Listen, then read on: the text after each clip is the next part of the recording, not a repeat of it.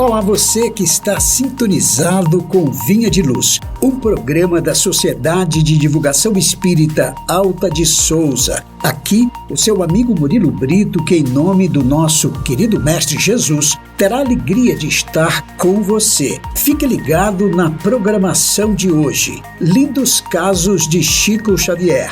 Entrevista. 30 segundos Alta de Souza, mensagem da semana e culto do Evangelho no lar.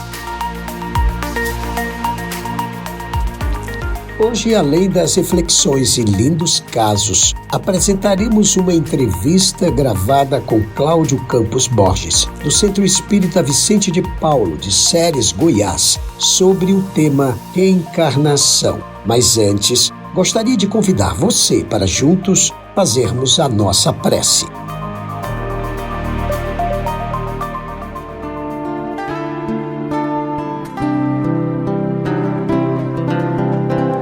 Querido amigo Jesus, abençoa a nossa vida para que consigamos elevar o nosso sentimento ao mais alto e puro sentimento de amor, amando a todos sem distinção, assim como Tu nos amou. Abençoa aqueles que nos ouvem, os seus lares, familiares queridos, e que o Teu amor seja uma luz a nos guiar hoje e em todos os dias das nossas vidas.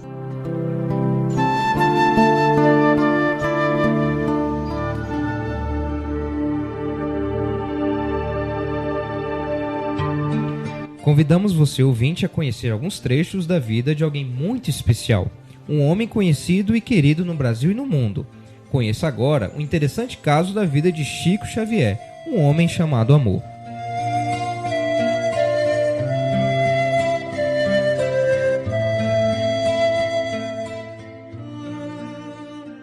Quando Dona Cidália reuniu os filhos menores de Dona Maria João de Deus, observou que eles precisavam do grupo escolar.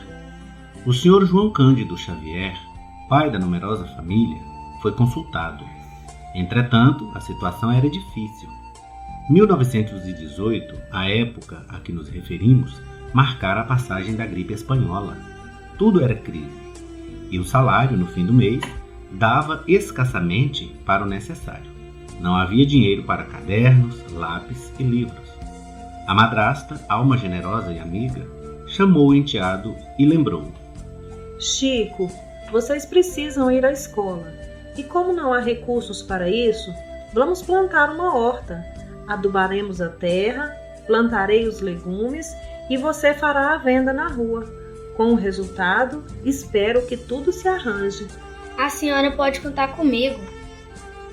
A horta foi plantada. Em algumas semanas, Chico já podia sair à rua com o cesto de verduras. Olha a couve, alface, almeirão e repolho. E o povo comprava. Cada maço de couve ou cada repolho valia 1 tostão.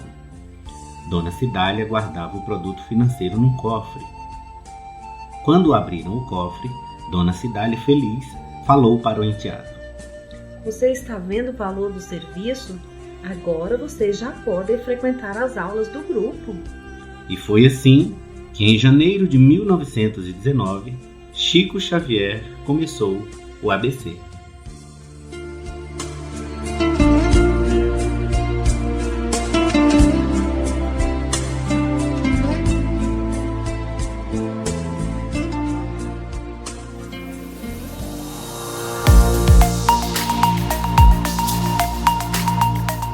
Amigo ouvinte, apresentaremos uma entrevista gravada com Cláudio Campos Borges, de Ceres, Goiás, sobre o tema reencarnação.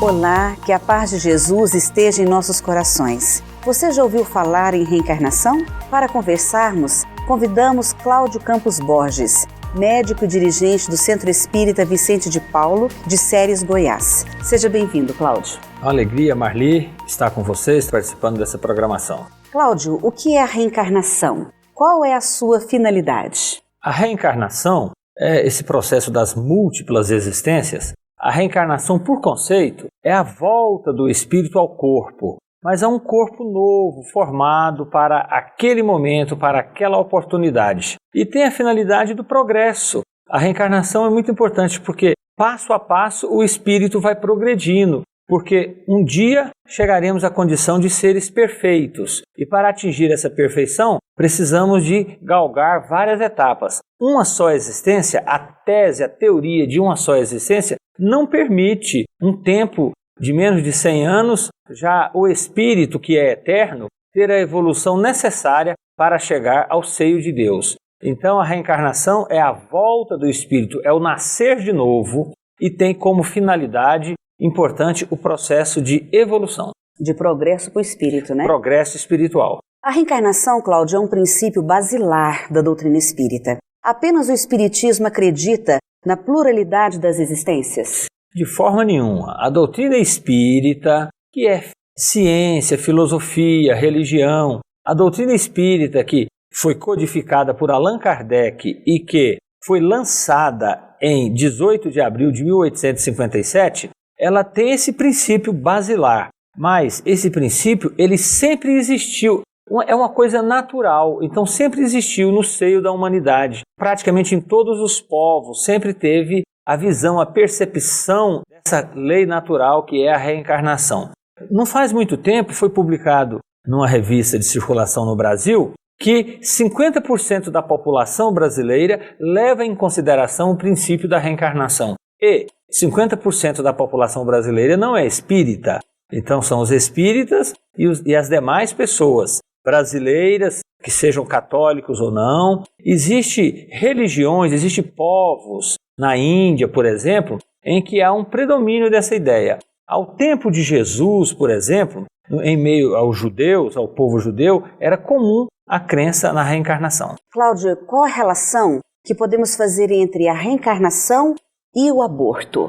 A reencarnação é o nascer de novo. O aborto é o obstáculo ao nascer de novo. Então, ao passo que a reencarnação é um projeto que vai propiciar a chegada de um novo ser, o aborto é um projeto triste, o aborto criminoso, o aborto provocado, que é o destruir todo o processo que vinha em construção. Então o aborto é algo assim lamentável, é algo que vai obstaculizar a oportunidade daquele espírito reencarnante. O espírito está todo motivado, tendo toda uma possibilidade de ter uma existência, vamos chamar de longa, para cumprir toda uma programação no campo do progresso, da evolução, porque ninguém vai reencarnar para o prejuízo, para os vícios, para as dificuldades. Vai reencarnar para evoluir. Então, não justifica nós que já estamos reencarnados, vamos assim dizer, caminhando no curso da nossa vida, interferir em um ventre materno e interromper uma gravidez, interromper uma vida que está ali só no seu primeiro, segundo, terceiro, quarto mês. Então, a relação que eu vejo, Marli, é exatamente essa. Ao passo que a reencarnação é o nascer de novo, lamentavelmente o aborto é o matar de novo. E a orientação que nós temos de quase 3.000 anos atrás, dos 10 mandamentos, é valorizar a vida, é o não matarás. Cláudio, por que nos esquecemos do que vivemos em vidas anteriores? Nesse contexto, o que é a terapia de vidas passadas? É recomendada esta prática? Muito bem. Esse processo do nascer de novo, do reencarnar, do retornar aqui ao cenário terrestre, material, para cumprir essa programação de evolução, nós temos um histórico espiritual. Nós já tivemos várias existências anteriores. Então, esse conteúdo, vários relacionamentos, esse relacionamento com vários outros espíritos, vamos dizer assim, familiares, da mesma comunidade, da mesma sociedade. Então, eu vou agora nascer de novo. Então, quando o espírito vem para esse processo, se ele vem com toda a lembrança, e se todos que estão aqui no mundo material, encarnados, estão com todas as lembranças, vai gerar uma dificuldade enorme no campo do relacionamento. Tanto que a providência divina, que é sábia, propicia para nós, por amor, por misericórdia, uma oportunidade especial de esquecimento temporário, esquecimento de todas as lembranças, vamos dizer assim, do que já vivemos em outras vidas. Então, Porque nós temos tendências positivas, virtudes, conquistas, e temos também muito que ser melhorado. Muitas ações que fizemos em outras vidas, que estão registradas em nós, em nosso psiquismo, e que não foram boas, crimes, erros. Então, quando ocorre esse processo, vamos dizer assim, de estabelecer um esquecimento do passado, vai propiciar para essa nova encarnação, para essa nova oportunidade, uma possibilidade maior de a gente acertar. Se eu esqueço os meus erros, eu agora vou receber uma influência educativa nova, eu vou absorvendo isso. E uma coisa importante é que há um esquecimento, ele é benéfico, ele é positivo. Isso fica no nosso, podemos dizer assim, no nosso baú, no nosso subconsciente, no nosso baú psíquico. Mas não fica 100% apagado. Vocês todos já observaram com seus familiares, com seus filhos e mesmo adultos, que vez por outra escapa, vamos dizer assim, alguma influência, alguma informação que nós temos de vidas anteriores, alguma tendência, alguma aptidão, alguma ideia inata. Então, existe o véu do esquecimento, o processo do esquecimento, mas ele não é 100%. É como se o baú estivesse fechado e, vez por outra, alguma coisa escapa. Você olha em torno de si mesmo, observa as suas tendências, observa as suas características, coisas que você não aprendeu nessa vida, coisas que não lhe ensinaram e que, vez por outra, salta uma ideia, uma característica, uma tendência. E a gente observa isso muito nas crianças, nos pequenos. Nós, os pais, os professores, ao observar, a gente observa algo que não foi passado e a criança já solta aquilo ali. Às vezes características positivas, salutares, virtuosas, às vezes características que merecem um retoque, que merecem uma reparação, uma correção. Então, o véu do esquecimento é uma bênção para todos nós. É necessário. É necessário. Cláudio, então a terapia de vidas passadas poderia trazer algum malefício nesse sentido? E também podemos enumerar quantas vezes nós vamos reencarnar? Muito bem, Marli. Na verdade, quando falávamos do esquecimento, que é importante e necessário, a gente observa que vão tendo avanços nas terapêuticas e muitas vezes, no campo da psicologia, por exemplo, há um esforço muito grande para levar o benefício para o ser humano, para tratar o psiquismo do ser humano. Mas muitas vezes os problemas psíquicos, o psiquismo, vamos dizer assim, ele é um baú de informações de vidas passadas. Então, a gente abrir esse baú, penetrar muito, soltar tudo isso, pode não ser benéfico. Agora, o nome diz terapias de vidas passadas. Isso é muito importante, porque primeiro vai provar para nós que existem vidas passadas. E isso não é um conceito espírita, isso é um conceito dos parapsicólogos, dos psicólogos. Isso não desenvolveu nas casas espíritas, na doutrina espírita, isso desenvolveu nos consultórios dos profissionais e vem provar esse processo da reencarnação. Isso é importante.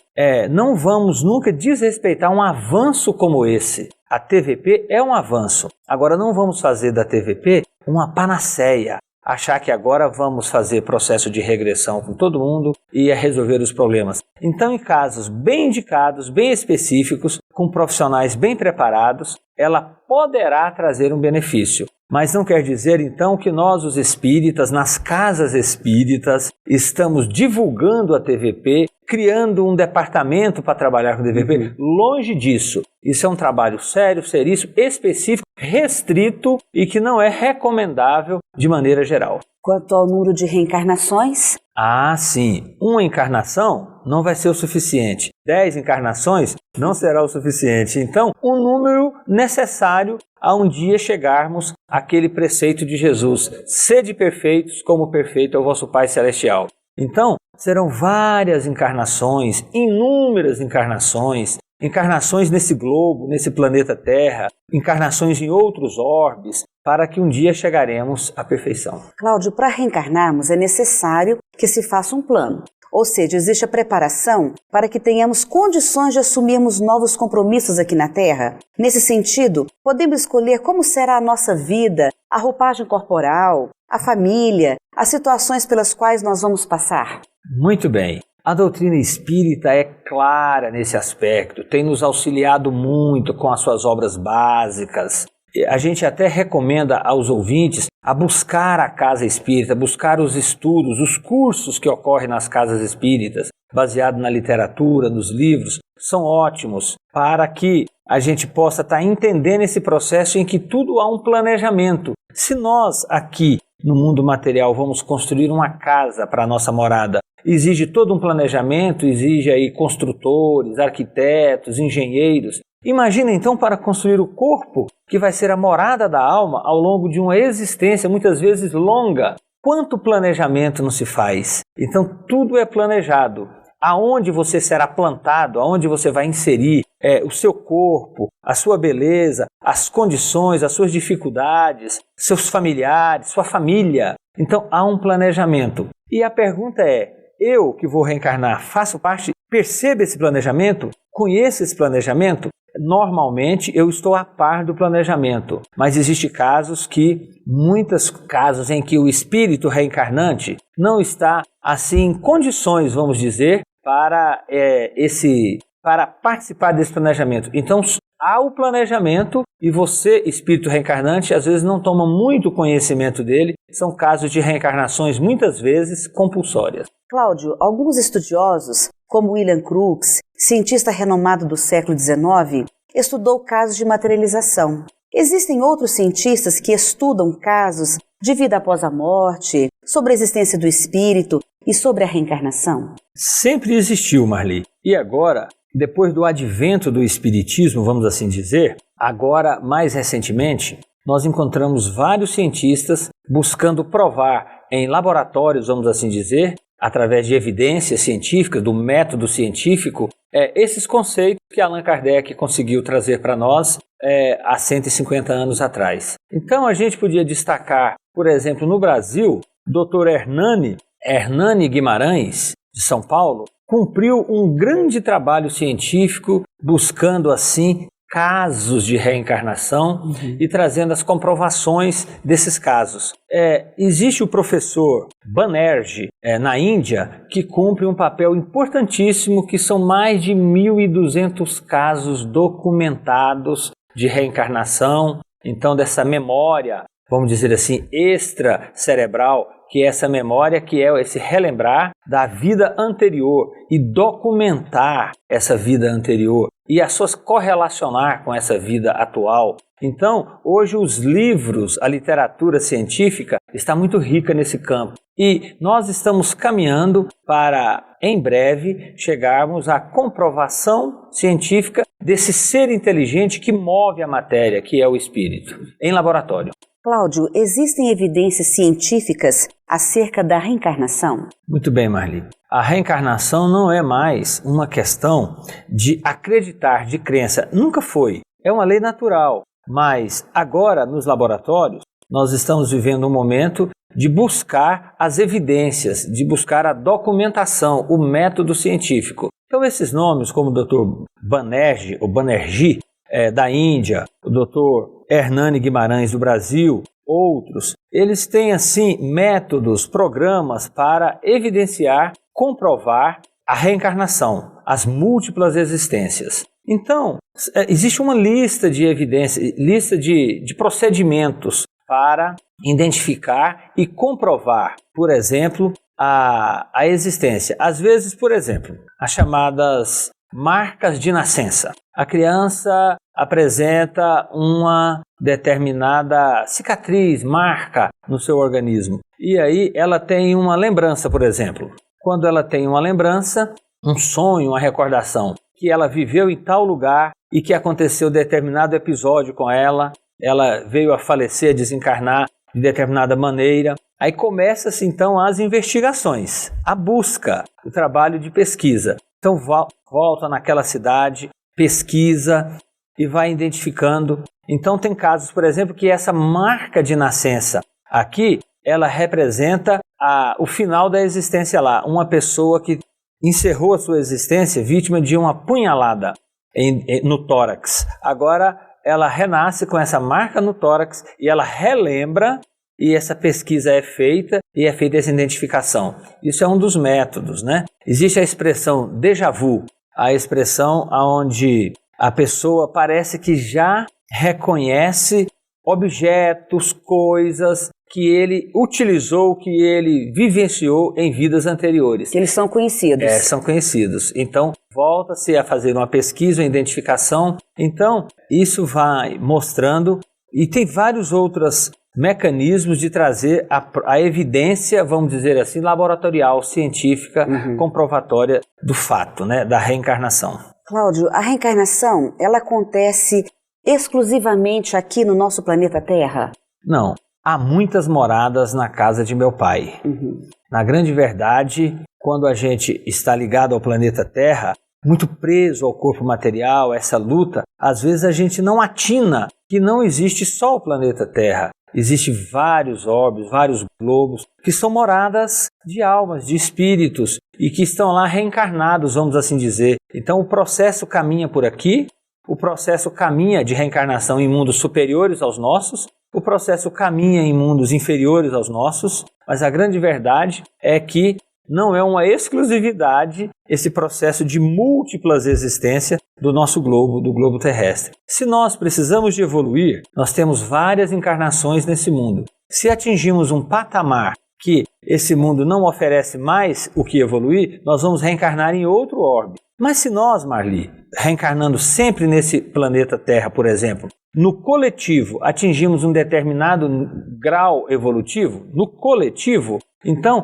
o planeta muda de característica e nós continuamos evoluindo nesse mesmo orbe. Não precisamos de transferir para outros orbes. Mas a verdade é que a reencarnação, ela existe aqui no nosso planeta, como existe em outros globos, e não quer dizer que os corpos lá, físicos, são iguais a esse ou semelhantes a esse. São matérias diferentes, em alguns mais adensadas, em outros mais rarefeitas. São mundos preparados para receber espíritos de diversas categorias espirituais. Essa é a verdade. E podemos nos lembrar também do ensinamento de Jesus, né? De que ninguém pode alcançar o reino dos céus se não nascer de novo, né, Cláudio? Já é um ensinamento de Jesus importante que nós não podemos esquecer. É verdade. Então, essa tese da reencarnação, das múltiplas existências, ela nos conforta muito, nos esclarece muito. Ela traz resposta para uma série de questionamentos nossos. Ela traz o entendimento de como anda a sociedade, de como estará a sociedade amanhã ou depois.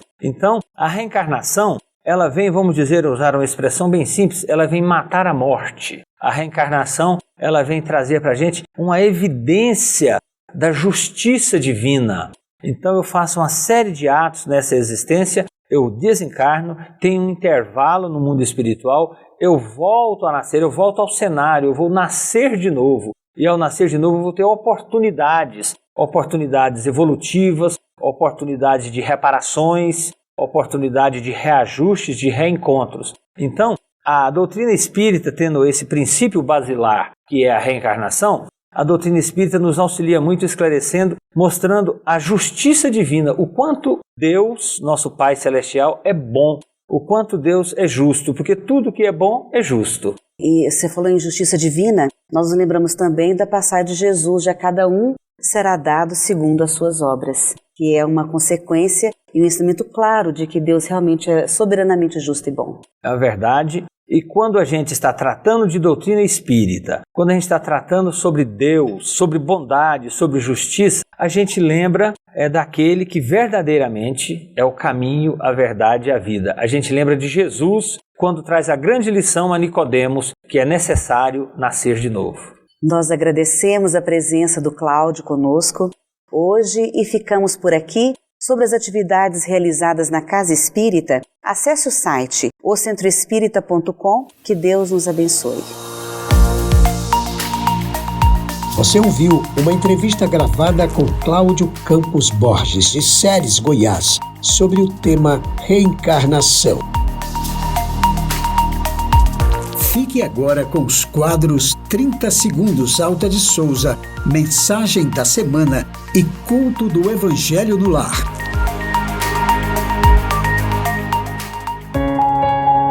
A divulgação de dados distorcidos e imprecisos sobre o número de abortos realizados no Brasil, com projeções exorbitantes, desvia o foco das reais causas de mortalidade materna.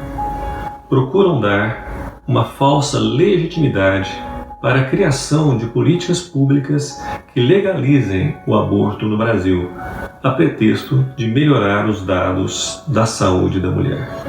Vida sim, aborto não. Você sabe qual é o índice de mortalidade materna no Brasil? Segundo dados do Ministério da Saúde, em 2013 houveram 522 óbitos maternos ocorridos durante gravidez e parto, sendo que a principal causa era pressão alta. Desses 522 óbitos maternos, menos de 66 foram consequência do aborto. Nós, mulheres, temos o direito a um atendimento médico de qualidade para uma gestação segura e saudável. Vida sim, aborto não. Tem o homem o direito de dispor da sua vida? Não, só a Deus assiste esse direito. O suicídio voluntário importa numa transgressão desta lei. Se você pensa em suicídio, se você se sente triste, sozinho, desamparado, desesperado, peça ajuda. Procure tratamento médico e psicológico. Procure tratamento espiritual em um centro espírita. Ore, peça ajuda a Deus e ao seu anjo da guarda. Suicídio nunca. Conheça o Espiritismo. Em um dos maiores estudos já realizados sobre felicidade pela Universidade de Harvard por mais de 75 anos, mostrou que o consumo de álcool era a principal causa de divórcio e que o uso e abuso do álcool estariam associados à depressão. Não vale a pena arriscar a sua felicidade pelo uso do álcool. Álcool, nenhuma gota.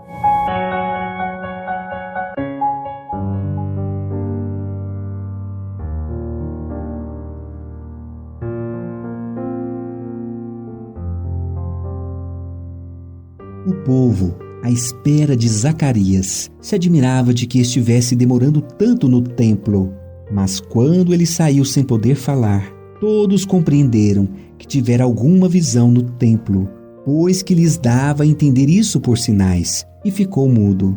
Passados os dias do seu ministério sacerdotal, voltou Zacarias para sua casa. Tempos depois, Isabel, sua mulher, concebeu e se ocultou durante 5 meses, dizendo: Esta a graça que o Senhor me fez, quando se dignou de tirar-me do opróbrio diante dos homens. Evangelho de Lucas, capítulo 1, versículos 21 a 25.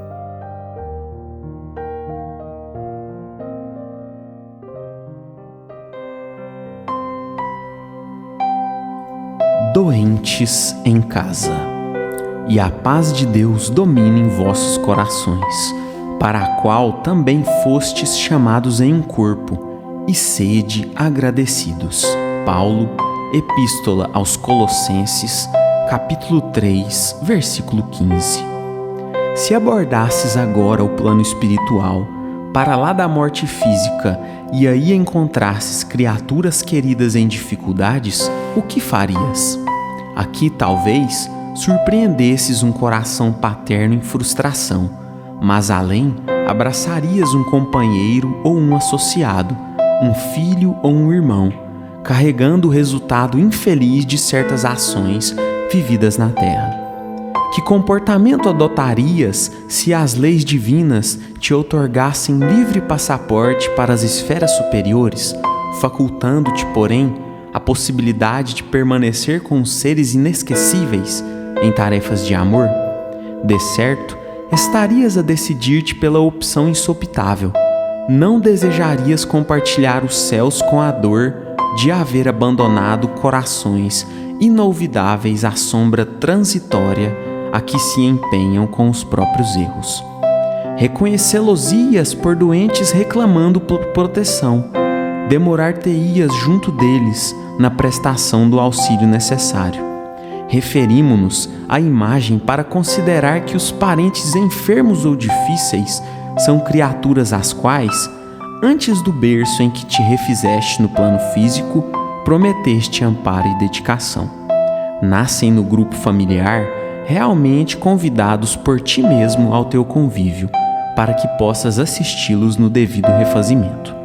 Entendemos no assunto que existem casos para os quais a segregação hospitalar, demorada e distante, é a medida que não se pode evitar. Mas se tens contigo alguém a quem ames, ergue-se por teste permanente de compreensão e paciência no instituto doméstico. Não afastes esse alguém do clima afetivo em que te encontres, sob o pretexto de asserenar a família ou beneficiá-la. Guarda em tua própria casa, tanto quanto puderes, os parentes portadores de provações e não lhes decretes o exílio, ainda mesmo a preço de ouro. Apoia-os, qual se mostrem a necessidade de lutas que lhes marcam a existência, na certeza de que todos eles são tesouros de Deus, em tarefas sob a tua responsabilidade, ante a assistência e a supervisão dos mensageiros de Deus. Mensagem do livro Ceifa de Luz, psicografia de Francisco Cândido Xavier, pelo Espírito Emmanuel.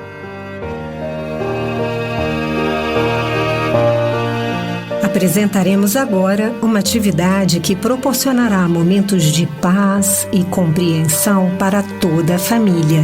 Conheça o culto do Evangelho no lar e implante esta ideia.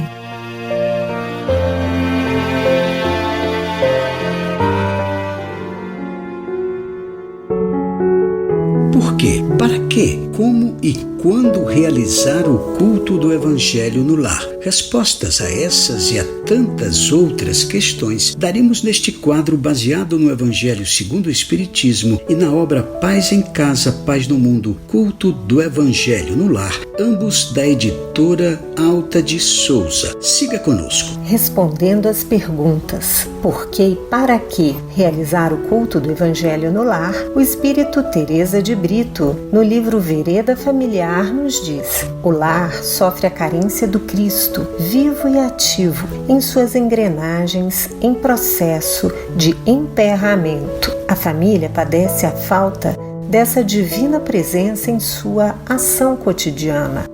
Diante da presença de Jesus, por meio da oração e do fraterno diálogo, mantidos no íntimo doméstico, toda a visão do mundo se modifica para melhores perspectivas. Os entendimentos dão-se respeitosa e maduramente. Como realizar o culto do Evangelho no lar?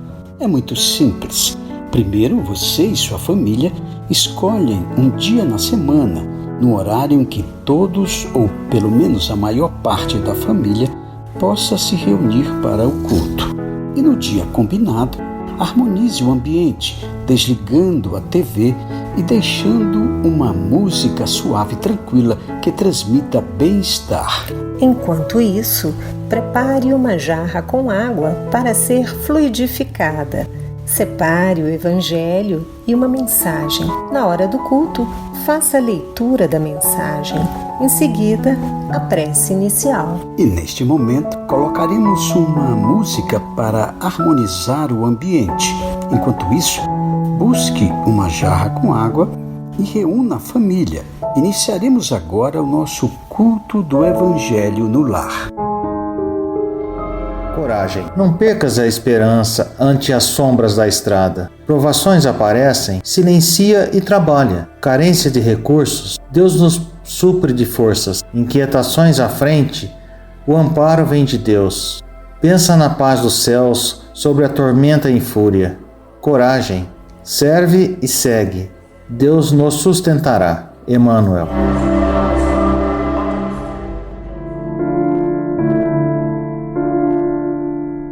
Senhor Jesus, agradecemos pelo nosso dia e rogamos a vossa proteção aos que nos ouvem, na certeza de que a misericórdia do Pai nos envolverá em paz, alegria, saúde e amor. Sustenta-nos, Senhor, nos momentos de fraqueza e que a tua divina luz, Mestre querido, permaneça em nossos corações hoje, amanhã e em todos os dias das nossas vidas. Dando continuidade ao estudo do Evangelho segundo o Espiritismo, do capítulo 5, Bem-aventurados os aflitos, trataremos hoje dos itens 1, 6 a 11, abordando as causas anteriores das aflições. Vamos recordar o item 1. Bem-aventurados os que choram, pois que serão consolados.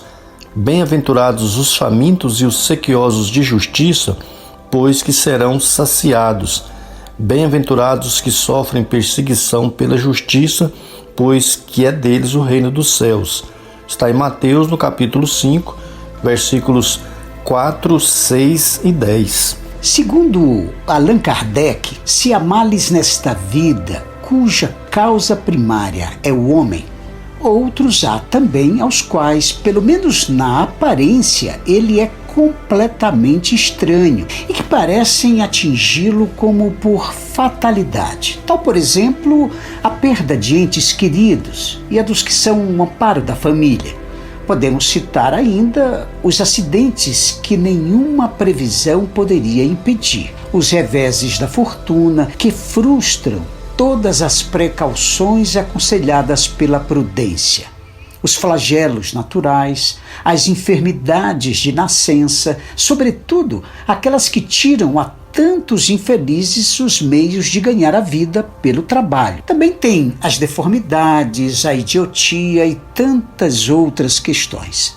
Realmente, Murilo, os que nascem nessas condições certamente nada terão feito na existência atual para merecer, sem compensação, tão triste sorte, que não podiam evitar, que são impotentes para mudar por si mesmos e que os põe à mercê dessa comiseração pública.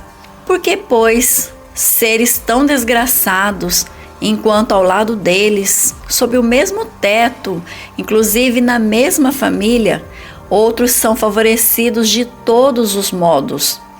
Que dizer, enfim, dessas crianças que morrem em tenra idade e da vida só conheceram sofrimentos? Problemas são esses, Murilo, que ainda nenhuma filosofia pôde resolver, anomalias que nenhuma religião pôde justificar e que seriam, inclusive, a negação da bondade, da justiça e da providência de Deus.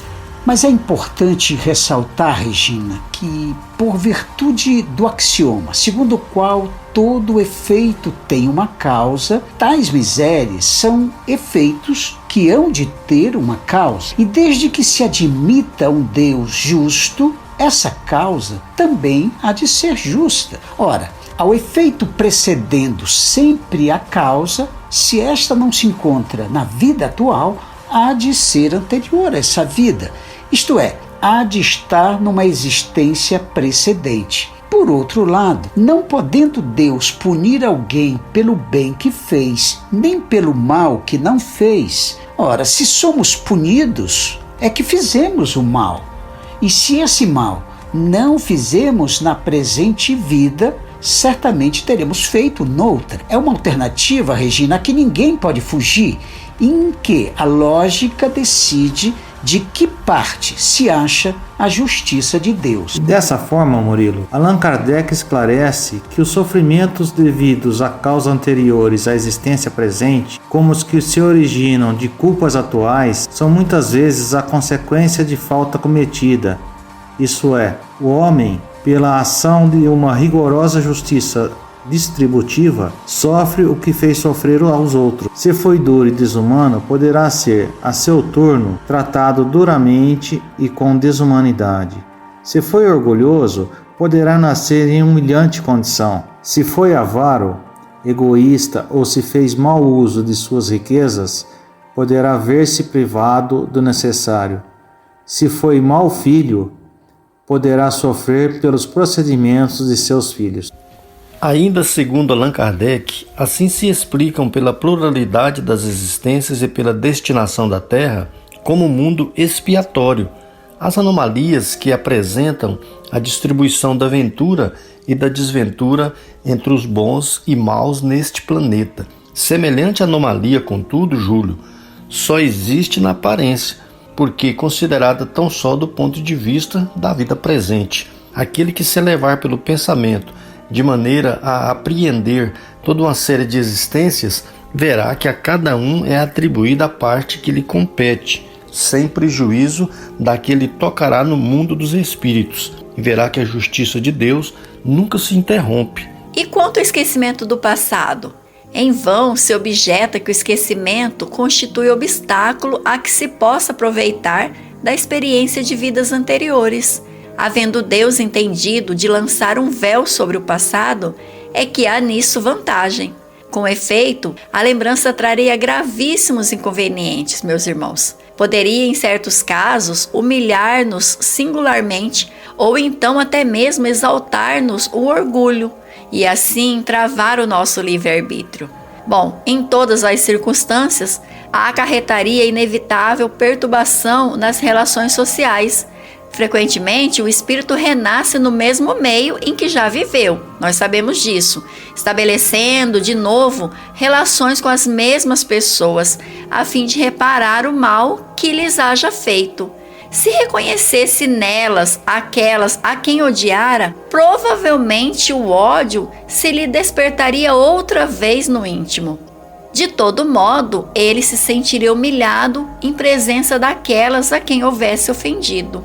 Exatamente, Regina. Allan Kardec nos esclarece que, ao nascer, traz o homem consigo o que adquiriu.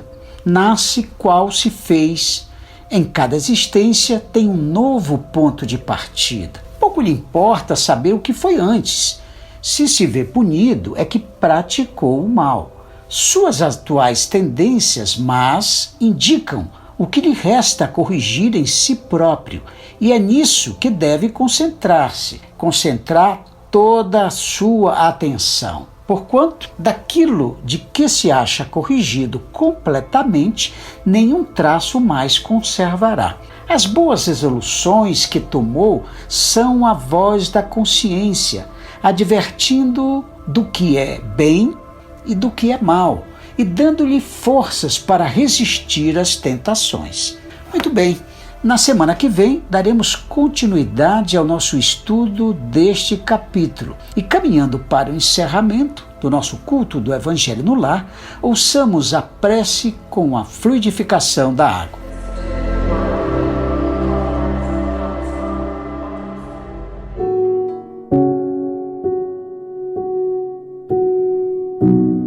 Senhor Jesus, divino amigo, estende as tuas mãos generosas, Senhor, e transforma estas águas em remédio para os nossos males físicos e espirituais. Estende as vibrações de amor em benefício de meu lar, Jesus, que aqui possa reinar a paz, a saúde, a tranquilidade. Graças a Deus, que Deus seja louvado. Faça uso da água fluidificada.